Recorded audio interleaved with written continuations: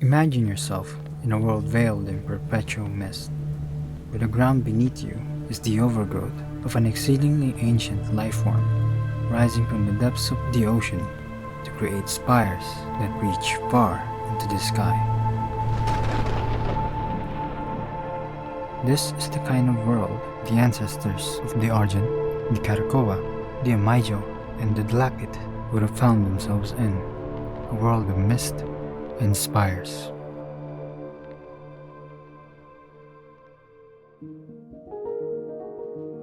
Hi there, I'm Calli Silversmith, and you're watching the Advent of Waveheart's Worldbuilding series, a science fiction project where I attempt to chronicle a region of space known as Seretar's Wake.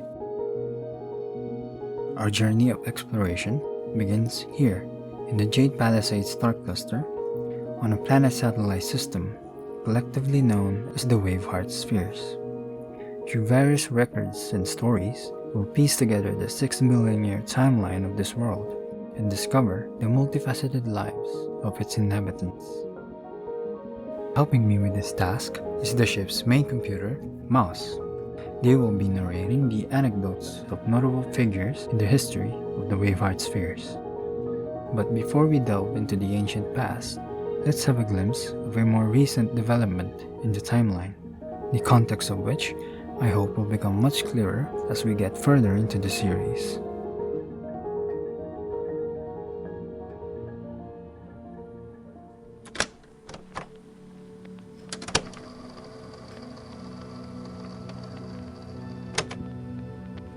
Throughout the ages and the countless variations of life, there has only ever been one constant that permeates the entirety of existence: change.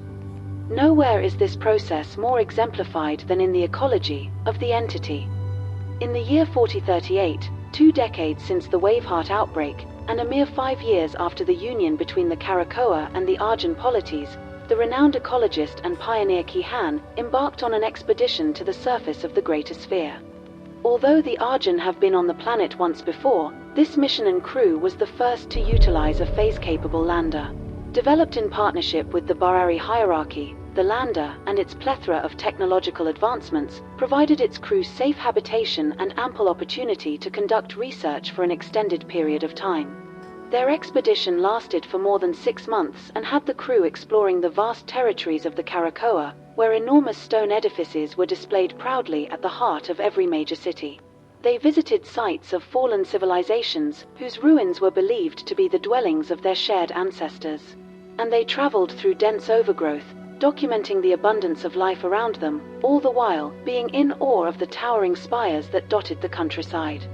Kyhan would later write a myriad of books detailing this expedition and the many observations he and his team of researchers had made. It's in these writings that he would postulate much of what we currently understand about our world's natural history. Let it be known that the information I inscribed upon these pages are approximations based on the knowledge of those that came before me. Knowledge that we as a people of the spheres have gathered through the millennia.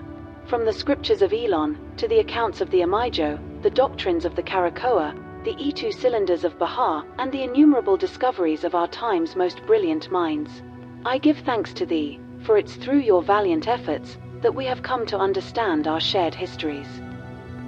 6 billion years ago, matter surrounding our young star coalesced, creating the Greater Sphere and its moons, Elon, Bashiozan, and Bahar. This primordial world would have been rife with geological catastrophes. Smoldering storms rained ceaselessly across an ocean of molten rock, while valleys formed and shattered at the mercy of volcanic eruptions. But even chaos incarnate dwindles in the presence of time. As 4 to 3.5 billion years ago, the first signs of life would appear.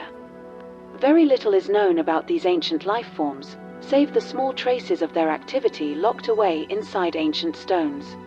Through a joint effort with the Karakoa, we have gathered and studied an astounding number of these stones, revealing to us the existence of a tree of life, entirely separate and bearing no relation to anything we currently know in the Waveheart spheres. These life forms would have persisted for 2.5 billion years, evolving and changing the chemistry of the world in relative peace, until, 1 billion years ago, the interplanetary organism we now call the entity plummeted into the greater sphere, causing the mass extinction of the planet's native life.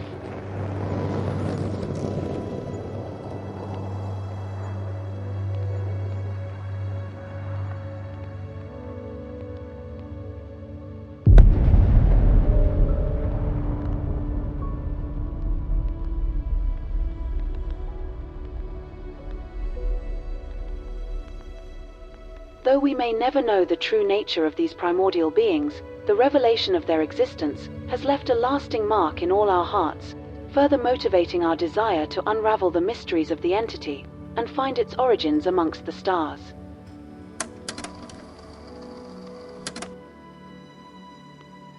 We believe that as the entity fell into the world, it ignited its biological mechanism and began emitting the first signs of its phase spectrum, allowing it to survive the devastating impact and lodge itself deep into the planet's surface.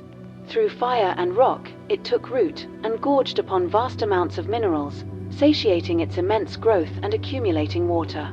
It's in this precious commodity that life would begin anew. 900 to 875 million years ago, these new forms of life congregated in the growing bodies of water, incorporating various compounds into their biology. Through specialized enzymes, they processed the water byproduct of the entity, yielding hydrogen gas, H2, and oxygen, O2. They utilized this resource in a catalyzing process that produced organic substances, fueling their metabolism. Over the course of several 100 million years, the entity would expand to cover a larger region of the planet, growing its first spire in the process. This environment gave rise to a small, unassuming creature that began feeding on the water-processing life forms, setting the stage for what would become an explosion of biodiversity.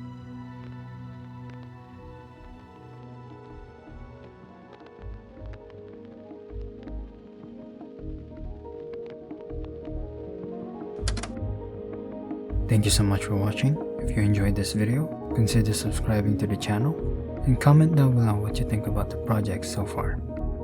Anyway, that's all I have for now. I'll see you in the next episode.